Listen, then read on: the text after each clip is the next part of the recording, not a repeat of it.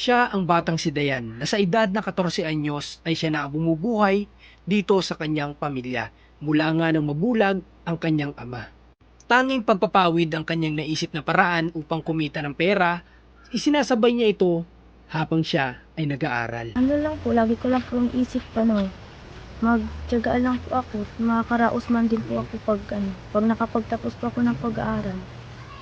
Di man po panghabang buhay, ganyan lang po ang trabaho. Nakakalungkot lang isipin na sa murang edad ay nagagawa na ni Dayan buhayin o bumuhay ng kanyang pamilya na dapat siya ay nakapokus lamang sa kanyang pag-aaral, ngunit dahil nga sa wala silang aasahan na iba ay siya na lamang ang kumikilos kahit siya ay babae pa. Nagulan na lang po kami dyan kahit walang bangot. Minsan po tapos po kaming asin na lang po ang ulam namin. Ay, nakakain kayo ng ganun? Minsan po yung nyug po, nakakain na lang po kami ng nyug. Yun na lang po ulam namin. Depende na po sa amin kung gusto namin lagyan ng tubig. Yung mga kapatid ko po, nilalagyan po nila ng tubig para hindi po masyado yung tubig. Maalat. At para lamang makapagtapos ng kanyang pag-aaral, Nabang ka po kami papuntang school, pagdagat po. kaya't ngayong araw ay samahan nyo kami dito sa Panganiban na alamin ang kwento ng buhay ng batang 14 anyos na si Dayan. Magandang hapon po sa lahat ng mga manood natin. Ngayon po ay 2 PM na po at andito kaming ulit sa lugar nila Tatay Darvin. Kasi nga po ito yung araw na pwede nating makausap yung kanyang anak na sinasabing bumubuhay sa kanila sa edad na 14 anyos. So kung isipin natin napakamurang edad talaga ang 14 anyos para bumuhay na ng pamilya. So ngayon, dito siya at natimingan natin na hindi umalis kasi umaalis siya para manguha daw ng mga ginagawa niyang pawid. Kaya tara, samahan niyo po kami, kamustahin natin sila. Magandang hapon po, Nay. Magandang hapon din po. Magandang hapon, Tatay Darvin. Dito sa Tatay Darvin. Oh. Tatay Darvin, kamusta po? Kahit naman. Ha? Kahit pa, madilim pa rin. Madilim pa rin ang paningin. Okay, sa hindi mga nakapanood ng part 1 natin, panoorin nyo po para mas maunawaan nyo. Si Tatay Darvin ay nabulag dahil sa dati niyang trabaho na sumisisid sa isang fish pond at sa tingin niya, ang naging sanhi ng pagkabulag niya ay may chemical yung tubig na napasukan yung mata niya. So, sa ngayon, ay wala na talaga siyang naaaninag. Okay. Tatay Darvin, siya yung anak mo na na 14 anyos? Siya po. Parang malaking babae pa lang anak mo, ano? Sina po yan ngayong October. Magkikinsi na pala. At ngayon nga ay araw ng linggo. Nagat na namin sa pagdating namin dito na gumagawa si Dayan ng mga pawid na kanya siguro itong ibibenta upang magkaroon sila ng pangkain. Ano palang pangalan mo? Ano po, Dayan Jane Selby po. Dayan Jane. Aha. Kay anong edad ka na nga ulit? 14 po. 14 anyos. Na 15 po. Ngayong araw, buti na lang natsimpuhan ka namin dito sa ninyo, sa bahay ninyo. Ito ba araw-araw mo itong ginagawa? Pag wala lang pong pasok. Pag walang pasok. Ibig sabihin, tuloy-tuloy ba ang naging pag-aaral mo? Hindi ka ba nag-stop? Hindi man po. Tuloy-tuloy man po ako nag-aaral. Ilan nga ulit kayo magkakapatid? 6 po. Ikaw lang yung nag-aaral o yung iba? Nag-aaral po kami din yung dalawa lang po ang hindi pa po. Ang hindi nag-aaral. Mga bata pa po. Then, gaano katagal mo nang ginagawa yung ganito? Ano po, simula po yung po si Papa. Bulag. Simula nung nabulag si papa mo, ginagawa mo na to. Wala man po kami ibang hanap buhay kundi ganito lang po. Pagpapawi. Dayan, itong ganito, magkano yung kinikita mo? Ano po, pag naka 100 pawid po ako 700. 700. Sa'yo lahat yun. Hindi po. May bawas pa po dun yung Yung pamasahe po.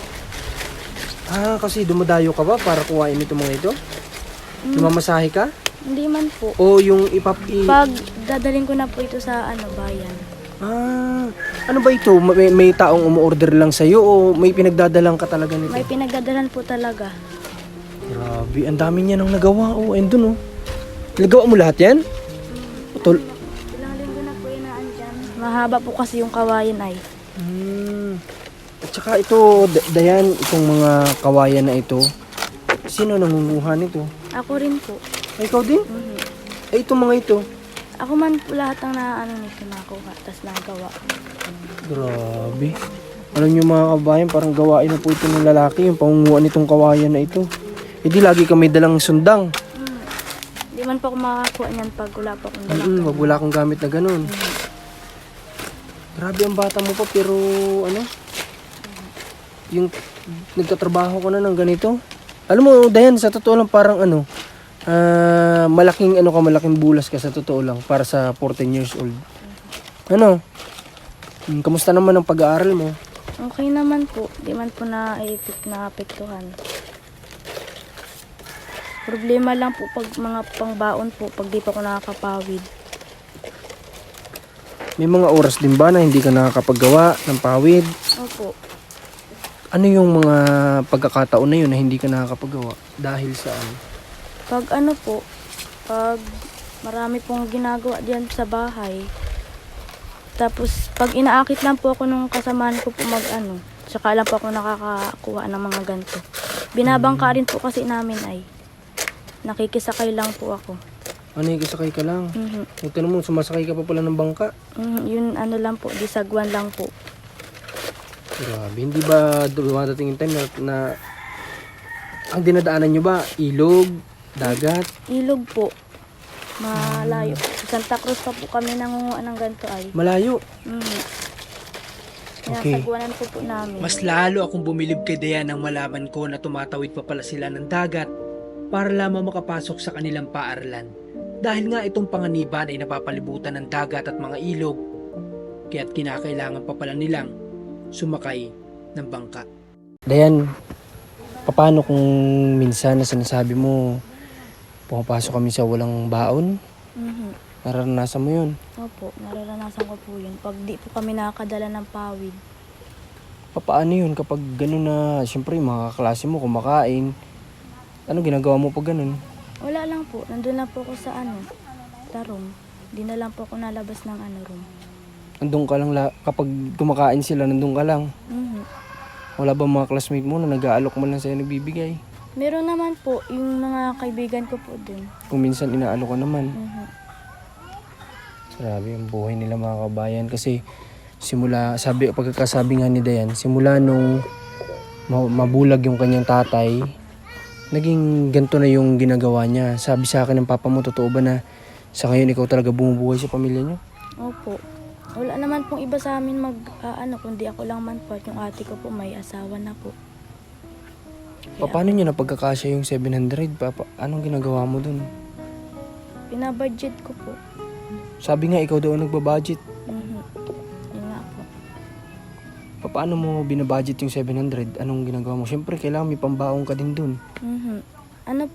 Pag na-deliver po kami, panigurado na po akong pangbaon ko sa 1 linggo. Minsan po kulang pa. Pag pang 1 linggo, magkano lang yun ang agad araw? Minsan po 40. Ang pamasahe ko po 30 po balikan sa bangka. Ay, sa school mo nagbabangka ka pa? Opo.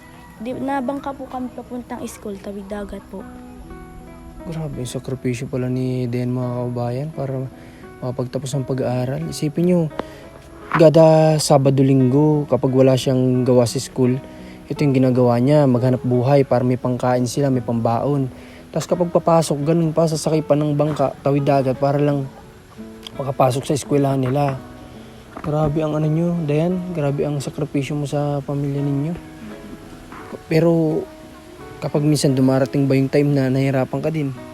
Opo, lagi man po. Mahirap po kasi ay. Yan po. Sa gada araw, Dayan, na pag-alis mo dito para magtrabaho, para manguha ng mga kawayan na yan, ng mga gawaing pawid na yan, ano na lang yung iniisip mo kahit na alam mong mahihirapan ka? Lang po, lagi ko lang po iniisip, magtiyaga lang po ako, makakaraos man din po ako pag nakapagtapos po ako ng pag-aaral. Di man po panghabang buhay, ganyan lang po ang trabaho ko. Tama yun, Dayan. Magsumikap ka lang sa pag-aaral mo ngayon, tiis-tiis lang. Kung kinakailangan mo talagang gumawa ng ganito, kailangan mong kumayod ng ganito. Kasi balang araw, naniniwala ako kapag nakapagtapos ka, handang-handa ka na sa lahat. Hindi na sa'yo bago ang lahat ng tatahakin mong hirap pag nagtrabaho ka na. Ano? Kasi ito, sa edad mong 14 anyos, ang hirap na nitong ginagawa mo na to. Sa totoo lang. Ano yung, may gusto lang sa'yo tanong. Sa tingin mo, ano yung pinakamahirap na dinadanas yung mula nung nagkaganyan si Papa mo? Ano po, yung pang-araw-araw po naming pagkain. Tapos yung kaligtasan din po namin. Wala na po mag-aano sa amin. Kasi walang lalaki, no? Wala pong lalaki. Tapos sa panahon po ngayon, dami nga po ngayong gala-gala dyan na anong tao. Marami nga po yung nakaraan nga po, may mga sundalo po dito, may mga nag-ano pong mga inahanap na tao nga po. Madami po daw yung pinakita po sa amin yung So, mga ibig sabihin, nagkakaroon din kayo ng takot. Nakakatakot rin po at wala man po sa amin kapag halimbawa na lang po may nag-ano nga po sa bahay. Di man din po maano ni Papa at di man po nakakita. Puro po kami babae. Pag minsan ba, Dayan, nakakaranas kayo ng gutom dito sa pamilya niyo? Opo. Nawawalan po kami ng bigas. Buti na nga lang po, binibigyan po kami nung mama po ni mama dyan po sa Kung meron din po sa kanila, inaabutan man po kami ng mga pansaing. Ganyan. Pag wala po kaming bigas. Di ba ang liliit pa ng iba mong kapatid? Paano kapag minsan wala kayong makain? Paano sila? Ang liliit pa nila. Kaya nga po. Ano yung pinakang naranasan ninyong magkakapatid na talagang halos yun na lang yung pinagtiyagaan yung kainin sa pagkakatanda mo? Ano po, yung nagbagyo po, yung wala po kaming bigas nun. Tapos, sakto po nagbagyo. Naghukay na lang po kami ng yung talbos, yung San Fernando po. Laman po, nilaga na lang po namin. Tapos yung mga natumba pong saging, nilaga na lang din po namin. Yun na lang po ang ginawa namin gabihan, tanghalian, ganyan po. Kasi alam niyo mga kabayan, yung 700 pesos na binabudget nila sa isang linggo. Kasi isipin nyo Monday to Friday hindi siya makakapagtrabaho. Nakakapagtrabaho lang ulit si Dayan ay Saturday, Sunday. So ibig sabihin in 5 days nila babudgetin din yung pera na yun. Tama ba ako? Yung 700, kung sabihin na lang natin 200 sa kanya, 500 sa panggastos nila. Yung 500 na yun, 100 isang araw ibig sabihin. Di ba? Anong kadalasan na lang inuulam nyo kapag ganun? Gulay po. Gulay na lang po kami dyan kahit po walang bangot. Minsan po at least po kaming asin na lang po ang ulam namin. Nakakain kayo ng ganun? Minsan po yung nyug po, nakakain na lang po kami ng nyug. Yun na lang po ulam namin. Yung kinahid na nyug, ilagay sa kanin. Lalagyan po lang ng asin para po may lasa-lasa. Ano kapag yung asin, anong ginagawa? Lagyan tubig? Depende na po sa amin kung gusto namin lagyan ng tubig. Yung mga kapatid ko po, nilalagyan po nila ng tubig para hindi po masyadong maalat. Yun lang po. Grabe. Ito yung nakakalungkot mga kababayan sa mga kababayan nating Pilipino na sa totoo lang ang dami kasing hindi nakikita ng gobyerno. Sa totoo po yan, real talk po yan. Ang daming hindi nakikita ng government natin, lalo na yung mga nasa ganito mga sulok. Napakaswerte na nga lang din lalo na ng Bicol area kasi dito maraming naging charity vlogger. Nakakatuwa lang din isipin na sa pamamagitan po ng mga kagaya namin kahit pa paano yung po may kakayanan sa ibang bansa na makatulong ay natutulungan kami na matulungan ng mga kagaya nila. Kaya sobra po ang awa ko dun sa mga taong kagaya ni Dayan na mga nasa sulok. Kasi sila, kung sino lang kasi yung mga nasa bungad, kahit po yan ay kadalasan may kaya, sila po yung natutulungan. Pero yung talagang mga naghihirap, kaso ng mga nasa sulok ang problema, hindi na po natutulungan kasi nga layo. Diba? Dito ba may mga nakakapunta namang government sa inyo para magpaabot ng tulong? Bihira po. Kung hindi siguro yung pang kabuuan ng barangay, pero yung pang sa inyo talaga, meron ba? Wala po. Ano lang po, pag napapasali lang po si mama sa duli. Yun lang po yung sa duli. Yung Dolly yung naglilinis. Aha. Isang beses lang yata sa isang taon yun. 10 araw niyo po yung tatrabahunin bago po makakuha ng pera. Grabe. Dayan, may gusto pa ako sa yung alamin. Kapag pumapasok ka sa school, nagkakaroon ba ng minsan na ano? Minsan ba nagkakaroon ng pambubuli sa'yo? Wala naman. Wala naman po. Marami nga pong naawa sa school. Yun ang maganda. Kapag ano, hindi lahat ng school ganito. Kasi may mga na-encounter na kami sa pagtulong namin sa loob ng 3 taon na may mga estudyante na mahirap na nga binubuli pa. So nakakatuwa na kay Dayan ay hindi naman siya nakakatanggap ng pambubuli sa school bagkus naawa pa sa kanya. Di ba? May kaklase nga po akong minsan binibigyan po ako ng baon. Ay ganun. Medyo may kaya po sila ay. May kaibigan ko po. Pag wala pa akong pambiling ulam, nililibre na lang po ako ng ulam. Ibig sabihin Dayan, hindi ka umuwi ng tanghali. Hindi po, maghapon na po ako dun sa larap na baon lang po ako ng kanin. So paano pag wala kang pang ulam? Ano po? Hindi naman lagi. Siguro may magbibigay. Paano pag wala? Di man po na na utang na lang po ako dun sa tita ko po. Minsan po nanghiram po ako minsan ng 10 pambiling ulam. Ano nabibili nun? 10. Ano po, gulay. O kaya po yung mga nasa, yung kikiam, yung fishbowl, yun lang po. Para lang makasurvive ba no, sa tanghali? Sa bangka ba, magkano ang pinapamasahe? 15 po pag isang sakay, tapos balikan po 30. 30. Tapos, ang binabudget mo, 40. Yung 10 nga, 10 piso po pambiling ulam. Ha? Yung 10 piso. Tingnan nyo. 40 pesos kasi natandaan ko sa sinabi niya kanina. 40 pesos. 30 pesos, balikan sa bangka. 10 piso, pambili ng ulam. Ibig sabihin, alam ko may additional break time pa yan ay. May break time pa sa umaga, may break time pa sa hapon. Ibig sabihin, doon sa dalawang pagitan na yun ng break time, hindi ka na kumakain nun. Hindi na po. Tanghalian lang talaga. Tanghalian lang po talaga. Grabe.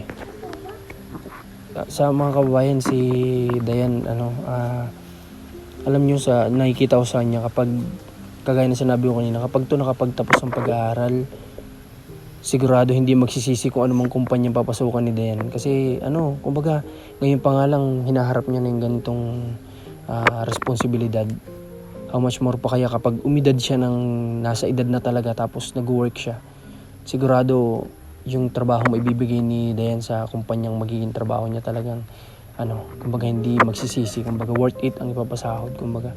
Matanong ko lang din, ikaw ano bang pangarap mo sana? Ano po, yung maging guro po. Maging teacher.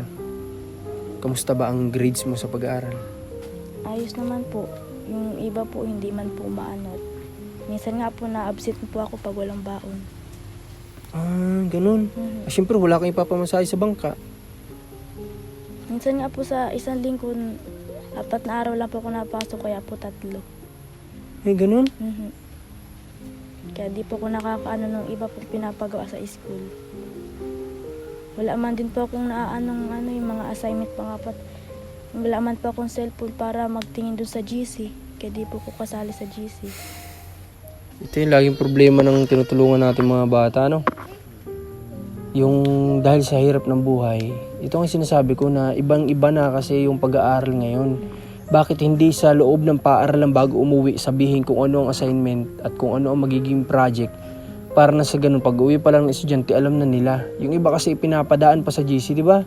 Paano ma-update yung mga kagaya ni Dayan na wala namang cellphone na ginagamit dahil nga mahirap lang sila. Wala silang cellphone na magamit. Paano yung mga kagaya nila? Paano sila magiging updated dun sa di papasok sila? Magugulat na lang sila, may assignment pala, may project pala. Wala kasi silang cellphone, di sila ma-update. Ibig sabihin, di ka kasali dun. Sa iba lang po, nangihiram lang po ako ng cellphone sa kaibigan ko. Nakikilagin ka na lang, kumbaga. Para lang ma-check kung mayroong Opo, minsan po pag mapasok po ako, matanong lang po kung may assignment. Sa school na po ako nagawa. Tinan niyo. Paano kung minsan may kailangang i-research? Hindi po ako nakakagawa. Tinasabi ko man po dun sa subject teacher ko po na wala man po akong pang-research. Dito ba mga teacher mo, nauunawaan ka naman sa kalagayan mo? Mhm. Na ano man po ako. Nagawa nga lang daw po ako ng mga yung mga kaya ko nga pong gawin. Grabe, no? Then, salamat kasi pinaunlakan mo kami na makakwentuhan ka namin ngayong araw, na malaman namin yung sitwasyon mo, kung anong hirap yung pinapasan mo sa ngayon. Pero, Dayan, hindi naman ba sumagi sa isip mo na sukuan tong ginagawa mo? Hindi naman po. Pag nagsuko pa po ako, paano pa po yung pamilya ko? Wala man po sa aming ibang pag naghinto po ako sa pag-ano ko, natong panganak buhay.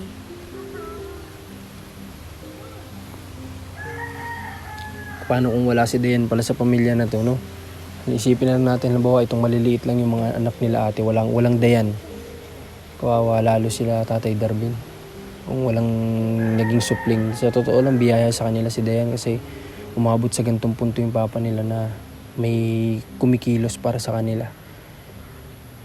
Anong pakaramdam mo naman nung nalaman yung nagkaganyan si papa niyo?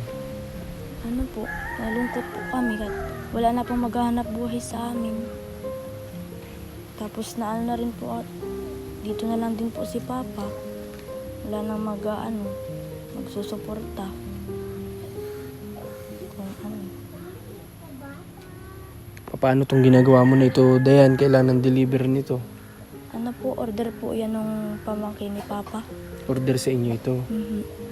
Ilan ba ang in-order sa inyo?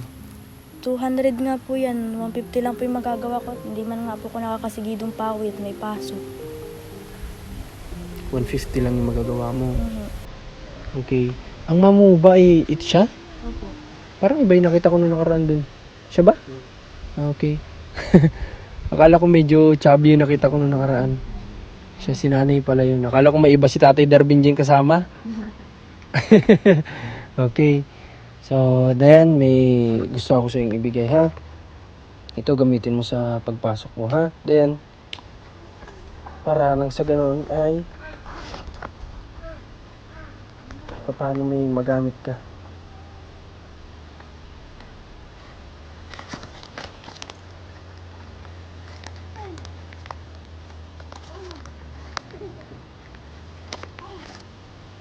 Ito, Dayan, hawakan mo to, ha?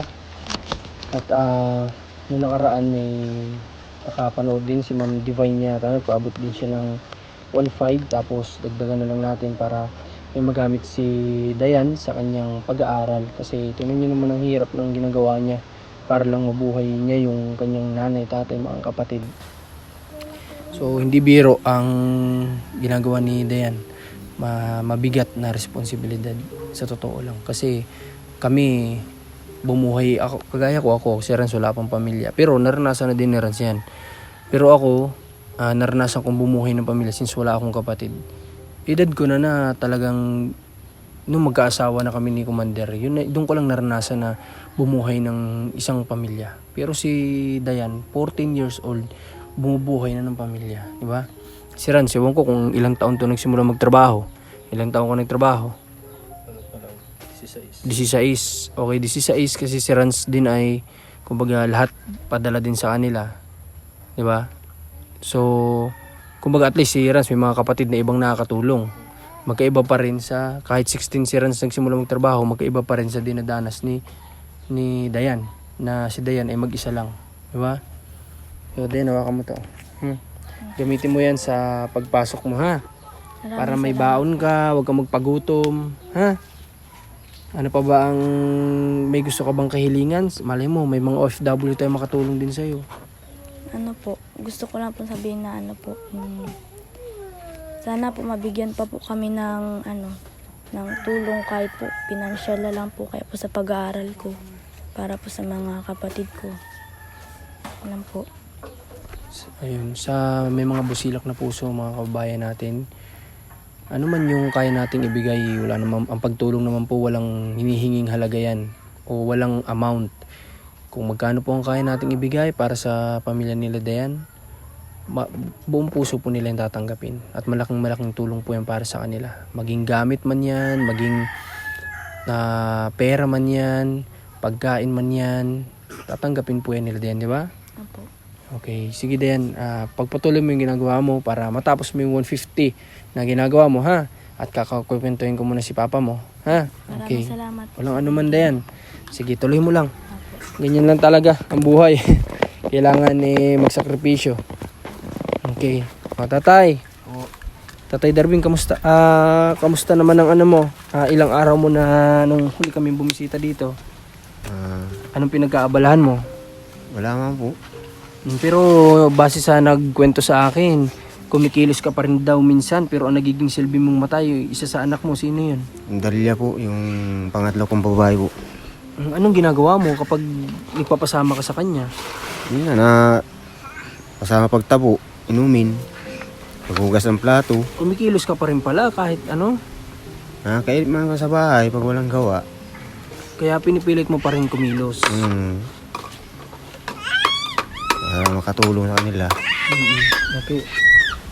Tatay Darwin, yung anak mo na nangangamba lang sila kasi nga may mga ganyan pala na pangyayari dito sa inyo. Ganyan na karami mga nagpunta nga daw ditong mga alagad ng batas din, di ba? So, kumbaga, ano ba yung maibibigay mo pa na safety para sa mga anak mo? Bilang sila natatakot. Sa akin lang, makaano lang sila na pag-aaral. Ganito na lang tay, ang may bibigay mong safety sa mga anak mo. Mag-pray kayo gabi-gabi. Ano? Di ba? Mag-pray kayo gabi-gabi para na sa ganun ay iligtas kayo ng Diyos sa anumang kapahamakan. Ano? Gabi-gabi nga po ako nagdadasal na ganyang sana wala pong mangyari sa mga anak ko. Maganda yun. Okay. Tatay Darwin, ang isa mo bang anak hindi bumibisita dito sa'yo? Ayun na po. Yung panganay mong anak? Bira po yung nagpunta dito. Nasa Santili na po yung nasa pangasawa nun ay. Ilang taon ba nag-asawa yung anak mo na yun? 15. Napakabata naman. Bakit nag-asawa agad? Yung mga panahon na yun, hindi ka na nakakita nun? Hindi na po. Ay, ang bata naman nag-asawa pala. Hindi ba siya nagrebelde o ano man? Hindi ba siya nagka-problema sa inyo? Awang ko po uno. Pero sa tingin nyo, Siguro po ay naigayo dyan sa mga katrukahan niyang maaagap din mga nag-asawa. ay grabe. Then, yun ang huwag mong gagayahin ha. Pero okay naman kayo ng ate mo. Okay naman po. Okay naman, close naman kayo. Pag meron man po si ating binibigyan po kami. Pag maganda lang po ang pangita ng asawa niya po. Huwag mo nang gayahin yung ate mo na maaga nag-asawa. Ha? Kasi ang pag-asawa, madaling pasukin yan. Pero yung responsibilidad dyan, yun yung mahirap.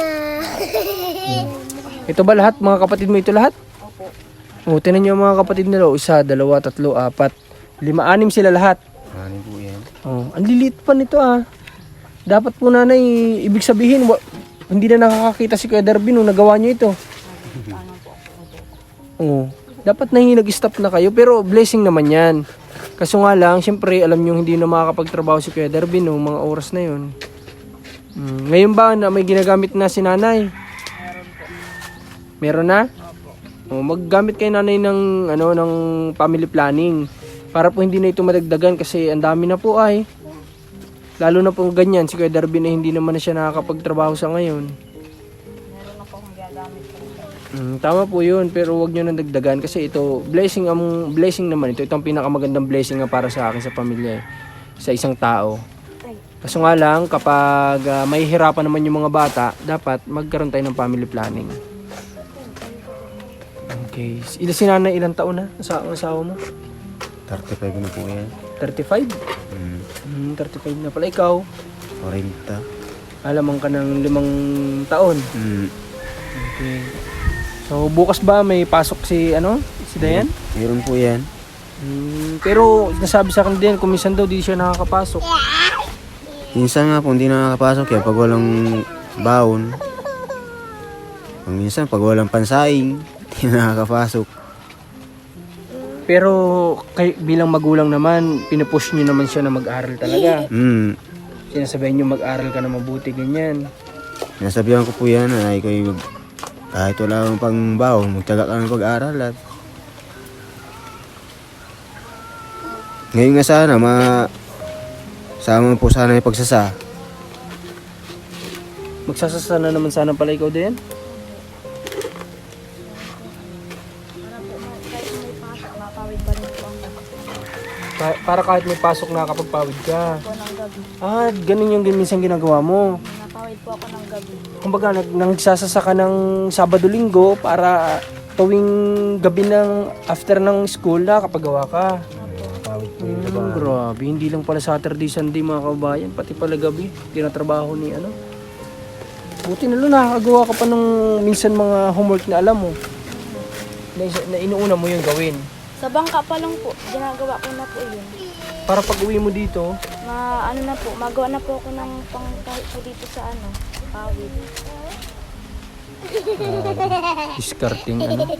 dinidiskartehan na lang ni Den lahat ng mga bagay para lang mapagkasya po yung oras ng pagtatrabaho niya para sa pamilya niya at dun sa pag-aaral niya. Bilib ako kay Den, sobra po akong mahanga kay Den sa sitwasyon nila dito.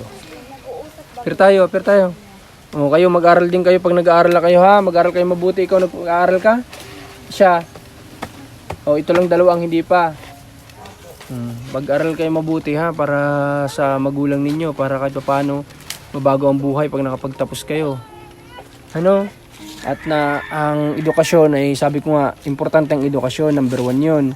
Tapos yung diskarte, tsaka mo yung gagawin kapag tapos ka na mag-aral, di ba? Kung ano yung naisipan mong malupit na diskarte na magpapabago ng buhay nyo, tsaka mo gawin, no?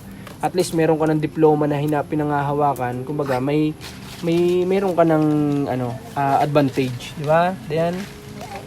Kaya magsikap kayo ng pag-aaral. Okay, Tatay Darvin.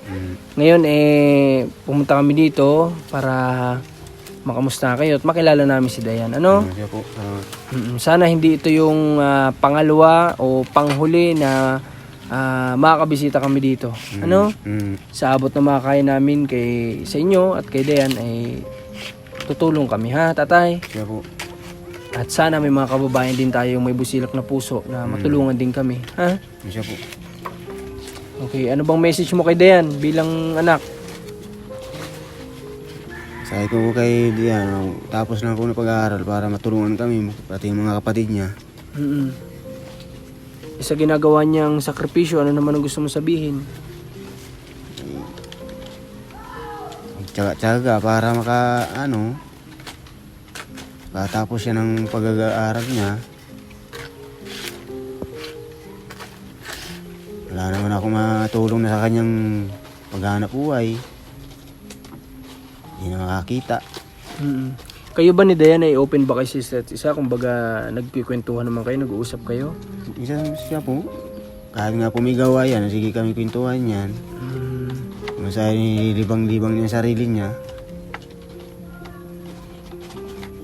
Okay. So, natanong ko lang kasi siguro hindi lang sila ganun ka-open, no? Okay, sa isa't isa. Okay, Tatay Darvin, sa ngayon pupunta muna kami ha. Para nang sa ganun may mapuntahan pa kami iba dito sa lugar ninyo. Siya po. Salamat po. Walang anuman, Tatay. Dayan, pupunta muna kami ha. Salamat po. Ingat po kayo. Sige, basta tuloy lang sa pagsisikap. Okay, marami po salamat mga kabayan sa lahat ng patuloy na nanonood at sumusubaybay sa mga video natin. At lalo na dito sa bago nating scout kala Tatay Darvin, kala Dayan, ay panibagong kwento na naman ng buhay at panibago na namang may matututunan tayo. So sa lahat ng kabataan, kagaya ng minsan sinasabi ko na kung tayo ay nabibigyan ng sapat na baon ng ating mga magulang, ay pahalagahan natin kung kaya nating magtabi tayo para in case na may pangangailangan tayo, hindi na natin kailangan hingin sa magulang natin, hindi laging sa magulang, kumbaga. Kasi tingnan nyo si Dayan, siya ang nagpo-provide baligtad, di ba? Siya sa ngayon, dahil nga ganito nangyari kay Tatay Darvin na hindi man niya inaasahan at hindi niya ginusto, si Dayan ngayon ang isa sa kumikilos para sa pamilya nila, di ba? Na yung ibang kabataan ay talagang gumaganto na lang sa magulang, puro ganyan lang. Diba?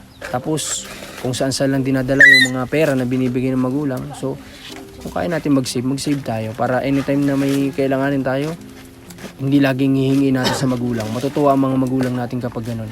Lalo na may maliit lang tayo na project. Matutuwa yung magulang natin nagkaroon akong project, hindi ko na sa hiningi kasi may natabi ako. Diba? Yung mga ganung bagay.